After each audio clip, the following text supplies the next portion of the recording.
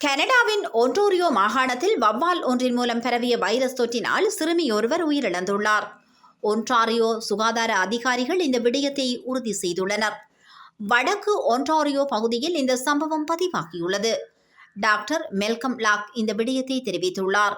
வீட்டின் அறையில் வவ்வால் ஒன்று இருந்ததாகவும் அந்த வவ்வால் சிறுமியை கடிக்கவில்லை எனவும் பெற்றோர் தெரிவித்துள்ளனர். எவ்வாறு எனினும் துரதிருஷ்டவசமாக வவ்வாலின் மூலம் பரவிய வைரஸ் ஒன்றின் தாக்கம் காரணமாக அந்த சிறுமி உயிரிழந்துள்ளார். வவ்வால்கள் மத்தியில் இந்த ராபிஸ் நோய் தொற்று பரவி வருவதாகவும் இது மனிதர்களுக்கும் தாக்கத்தை ஏற்படுத்தும் எனவும் ஆய்வாளர்கள் தெரிவித்துள்ளனர்.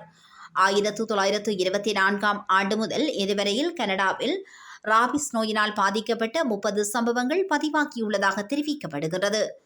மிகவும் அரிதாகவே இவ்வாறு நோய் தொற்று பரவும் என தெரிவிக்கப்படுகின்றது.